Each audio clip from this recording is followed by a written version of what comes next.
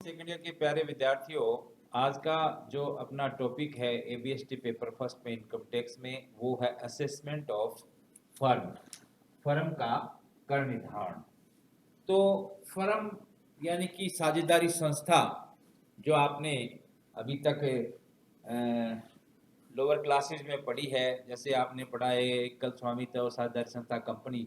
तो साझेदारी संस्था का कर निर्धारण किस तरह से होगा, ये इसके संबंध में क्या आयकर अधिनियम में प्रावधान दिए गए हैं, कौन कौन सी बातें आयकर की दृष्टि से महत्वपूर्ण है कि एक फर्म का कर निर्धारण करने के लिए एक विद्यार्थी को उन सब बातों का पता होना चाहिए।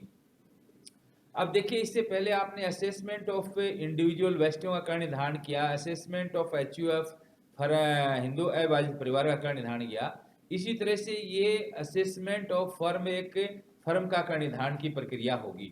अब इसमें भी लगभग वही प्रोसेस वही है कि एक फर्म की आप टोटल इनकम निकालेंगे, फिर उसकी टैक्स लायबिलिटी निकालेंगे। तो टोटल इनकम निकालने के लिए आप क्या करेंगे कि ये एक जो फर्म है उसकी विभिन्न शीर्षकों से कौन कौन सी कर योग्य आय है। जैसे सैलरी रेट की इनकम तो फर्म में नहीं होगी, लेकिन income from house property, income from business profession, capital gains और अदर सोर्सेज। और ये विभिन्न शीर्षकों की आय में से एक हानियों की पूर्ति को अगर कोई है, पीछे की हानि है या करंट ईयर की हानि है, उसका भी सेट ऑफ कैरी फॉरवर्ड किया जाएगा, उसका भी एडजस्टमेंट किया जाएगा हानियों की पूर्ति का। और फिर उसके बाद जो आपकी इनकम है उसमें से एक फर्म को मिलने वाली जो कटौतियां हैं, वो कटौतियां घटा दी जाएंगी, तो आपके टोटल इनकम एक फर्म की आ जाती है। और टोटल इनकम के आधार के ऊपर जो फर्म की प्रेस्क्राइब्ड इनकम टैक्स की जो रेट है उसके आधार पे उसकी टैक्स लायबिलिटी ज्ञात कर ली जाएगी। अब जो एक फर्म है उसके संबंध में आपको जो आयकर के प्रावधान हैं, आयकर की दृष्टि से आपको कौन कौन सी बातों का ध्यान रखना है, ये सब बातें इस चैप्टर में शुरू में आपको समझनी पड़ेंगी। और एक बात मैं आपको बता दूं कि साझेदारी संस्था में जो आपका तीसरा हेड है income from business and profession, उसमें ज़्यादातर जो फर्में हैं वो व्यवसाय का ही काम करती हैं। तो इनकम फ्रॉम बिजनेस प्रोफेशन वाले हेड में किस तरह से taxable income from business and profession निकाली जाती थी, कौन कौन से व्यापार के खर्चे स्वीकृत थे, अलाउड थे, कौन कौन से डिसअलाउड थे, कौन से पार्सली अलाउड पार्सली डिसअलाउड थे। तो वो जो तीसरा चैप्टर है, जो तीसरा हेड है income from business and profession, वो वाला चैप्टर आपको अच्छी तरह से याद होना चाहिए। अगर आप उसको कुछ दोबारा रिवाइज कर लें इस चैप्टर को पढ़ने से पहले, क्योंकि इसमें income from business and profession से संबंधित जो मदे हैं, आइटम्स हैं, वो क्वेश्चन में आपको ज़्यादा मिलेंगे, सॉरी। तो इसमें एक फर्म के कर निर्धारण के संबंध में आपको कौन कौन सी बेसिक बातों का ज्ञान होना चाहिए, वो इस चैप्टर में मैं आपके साथ आज बताना चाहूँगा कि फर्म के कर निर्धारण से संबंधित जो बातें हैं समझने के लिए, ताकि ये चैप्टर आपको भली भांति समझ में आ जाए। तो फर्म के कर निर्धारण से संबंधित जो बातें हैं वो आप अच्छी तरह से ध्यान से सुनिए और पढ़िए। आयकर अधिनियम 1961 में फर्म अर्थात साझेदारी संस्था का कर निर्धारण ज्ञात करने के लिए अलग से प्रावधान किया गया है। इसलिए आयकर अधिनियम 1961 की धारा 2 उपधारा 31 में व्यक्ति की परिभाषा में फर्म को भी सम्मिलित किया गया। जो आपको मैंने व्यक्ति की परिभाषा शुरू में बताई थी, तो उसमें क्या क्या शामिल था, व्यष्टि था, एकल स्वामित्व था, और हिंदू अविभाजित परिवार था, फर्म थी, कंपनी थी, कृत्रिम व्यक्ति थे। तो उस व्यक्ति की परिभाषा में फर्म को सम्मिलित किया गया है। आयकर अधिनियम में अलग से फर्म को परिभाषित नहीं किया गया है। केवल धारा 2 धारा 23 में यह बताया गया कि फर्म से आशय वही है जो भारतीय साझेदारी अधिनियम 1932 में एवं सीमित दायित्व साझेदारी अधिनियम 2008 लिमिटेड लायबिलिटी पार्टनरशिप एक्ट 2008 में वर्णित है। अतः फर्म का आशय जानने के लिए साझेदारी अधिनियम में दी गई परिभाषा का ही अध्ययन आवश्यक है। अब साझेदारी अधिनियम 1972 में साझेदारी की क्या परिभाषा दी गई है? साझेदारी उन व्यक्तियों के आपसी संबंध को कहते हैं जो ऐसे व्यापार के लाभों में हिस्सा लेने के लिए आपस में समझौता करते हैं जो सभी के द्वारा या सभी की ओर से उनमें से किसी के द्वारा चलाया जाता हो। यानी जो साझेदारी संस्था है वो एक व्यक्ति भी चला सकता है और सभी साझेदार भी चला सकते हैं, और सभी साझेदारों की सहमति से कुछ साझेदार भी उस फर्म के व्यापार को चला सकते हैं। तो साझेदारी की कुछ प्रमुख विशेषताएं हैं क्या, कि प्रत्येक फर्म में कम से कम 2 व्यक्ति होने चाहिए। There must be at least 2 persons to constitute a firm. किसी भी साझेदारी संस्था में कम से कम 2 व्यक्ति होने बहुत जरूरी है। ऐसे व्यक्ति कोई भी हो सकते हैं, जैसे एक अवयस्क भी जो है वो भी लाभ प्राप्ति के लिए किसी फर्म में साझेदार हो सकता है। इसके अतिरिक्त अन्य प्रकार के व्यक्ति जैसे कंपनी है, एचयूएफ है आदि भी एक फर्म में साझेदार हो सकते हैं। साझेदारी संस्था का गठन पति पत्नी अथवा हिंदू परिवार एवं उसके किसी सदस्य द्वारा भी किया जा सकता है। अधिकतम साझेदारों की संख्या के बारे में आयकर अधिनियम 1961 में ये वर्णन नहीं है कि एक साझेदारी संस्था में अधिकतम कितने सदस्य मेंबर्स होने चाहिए, परंतु कंपनी अधिनियम 2013 में ये उल्लेख है कि एक साझेदारी संस्था में अधिकतम 100 साझेदार हो सकते हैं, 100। आयकर के उद्देश्य से भी फर्म का गठन करते समय इस सीमा को ध्यान में रखना चाहिए, अधिकतम 100 से ज़्यादा साझेदार नहीं होना चाहिए। फर्म की स्थापना लाभ कमाने के लिए हो। Firm should be established for profit earning. परिभाषा में कहा गया है कि साझेदारी उन व्यक्तियों में आपसी संबंध को कहते हैं जिनका उद्देश्य लाभ कमाना हो। यद्यपि आयकर अधिनियम में किसी फर्म की आय पर कर लगाने के लिए आवश्यक नहीं है कि फर्म की स्थापना लाभ कमाने के लिए ही हुई हो। व्यवसाय किसी एक के द्वारा अथवा सभी के द्वारा चलाया जाता है।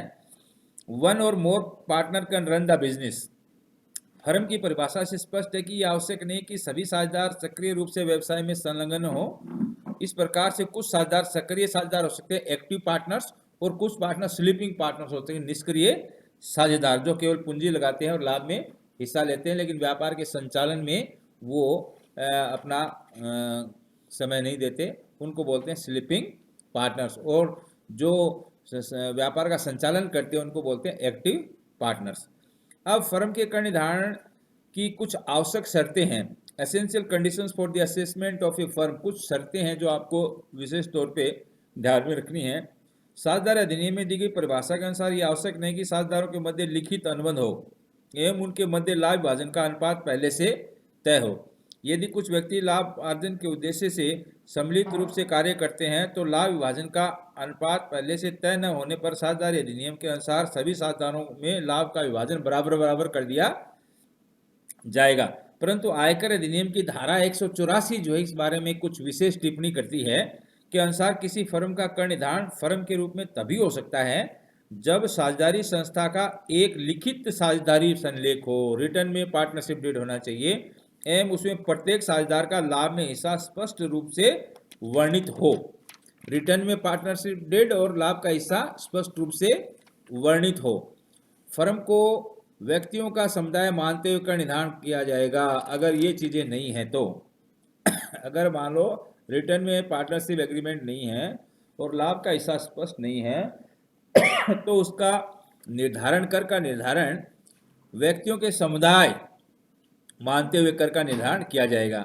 अतः आयकर अधिनियम के अनुसार किसी फर्म को तभी माना जा सकता है जब निम्नलिखित कुछ शर्तें हैं, तभी ये शर्तें पूरी होगी तब उसको फर्म माना जाएगा।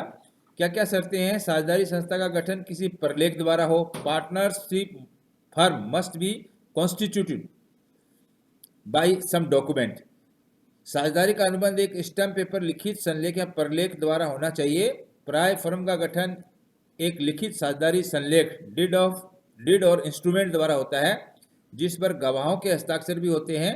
कुछ दशाओं में संलेख न होने पर 2 या अधिक व्यक्तियों के बीच ऐसे किसी भी प्रलेख अथवा पत्र व्यवहार को साझेदारी संलेख के रूप में माना जा सकता है। अतः फर्म के गठन हेतु कोई भी लिखित प्रलेख या संलेख आवश्यक है जो वैधानिक दायित्व उत्पन्न करता हो। लिखित में पार्टनरशिप डेड होना चाहिए। प्रत्येक साझेदार का लाभ में हिस्सा स्पष्ट रूप से वर्णित हो। Share of profit of each partner should be mentioned clearly.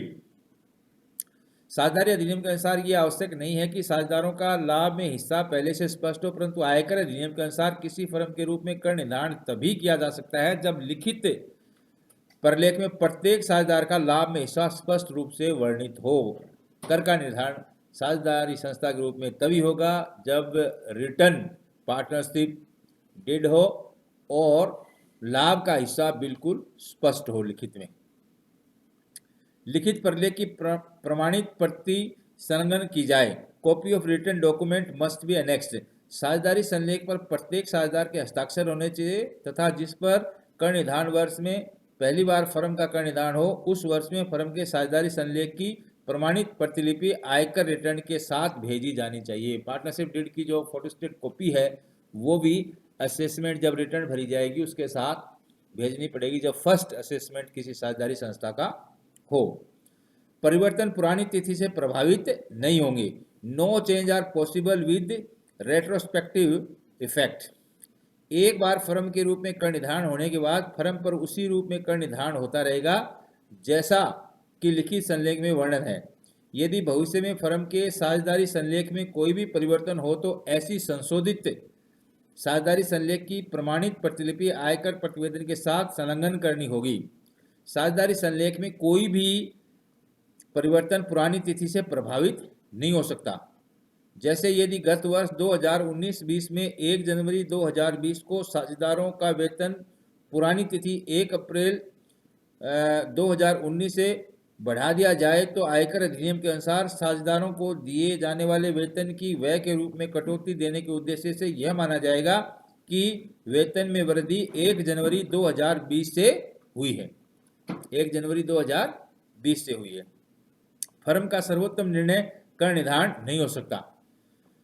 Firm cannot be assessed according to best judgement assessment. ये भी एक प्रावधान आयकर में बनाया गया है कि आयकर अधिनियम की धारा 144 में ये वर्णन किया गया है कि यदि कोई करदाता अपनी आय को प्रतिवेदन निर्धारित समय तक प्रस्तुत नहीं करता है एवं आयकर निर्धारण अधिकारी द्वारा धारा 142 तथा 143 के नोटिस की अवपालना नहीं करता है तो आयकर निर्धारण अधिकारी एक पक्षीय रूप से धारा 144 में आय का सर्वोत्तम अनुमान लगाकर कर निर्धारण कर सकता है।